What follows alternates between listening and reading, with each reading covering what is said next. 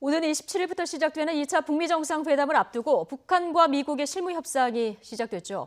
오늘도 이 추가 협상이 예상되는데요. 하노이에서 처음 만난 북미 대표단의 치열한 기싸움 정상회담 직전까지 이어질 것으로 보입니다. 취재 기자 연결해보겠습니다. 홍성욱 기자. 네, 베트남 하노이에 나와 있습니다. 예, 실무 협상팀 오늘 움직임이나 일정이 확인됐습니까? 네, 그렇습니다. 제가 나와 있는 이곳이 스티븐 비건 대북 특별 대표가 머물고 있는 곳입니다. 아침 식사를 하러 1층으로 잠깐 내려온 모습을 볼 수 있었는데 취재진이 몰리자 부담을 느꼈는지 식사를 하지 않고 다시 올라갔습니다. 그도 그럴 것이 양측의 대표단의 일거수일투족을 외신과 우리 언론사들이 정말 과도하다 싶을 정도로 따라 붙고 있는 모습이 종종 벌어지고 있습니다. 이 비건 대표 일행의 특별한 움직임은 아직 확인되지 않고 있습니다.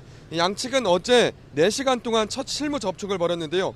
북미 간 실무 협상은 정상회담이 임박한 시점까지 빠듯하게 돌아갈 것으로 전망됩니다. 어제 김혁철 북한 대미특별대표가 비건이 머무는 이곳 숙소에 직접 찾아와 논의를 이어갔는데요. 조금 전 한 10분 전쯤에 오늘도 마찬가지로 김혁철 북한 대미특별대표 일행이 비건 대표가 머무는 이곳 숙소를 찾아왔습니다. 오늘도 이곳에서 두 번째 실무 협상이 이루어지는 것으로 예상됩니다. 예. 자, 이번 실무 협상의 쟁점 무엇보다 북한의 비핵화 그리고 이에 대한 미국의 상응 조치인데 구체적인 의제의 내용 현지에서는 어떤 전망들이 나옵니까? 네, 최대 쟁점은 말씀하신 대로 완전한 비핵화 약속을 어떻게 이행하는 겁니다. 북한은 이미 영변 핵시설 폐기 이행을 약속했습니다. 그런데 지난 2007년 13 합의에 따라 플루토늄 시설 3곳의 불능화를 단행한 적이 있습니다.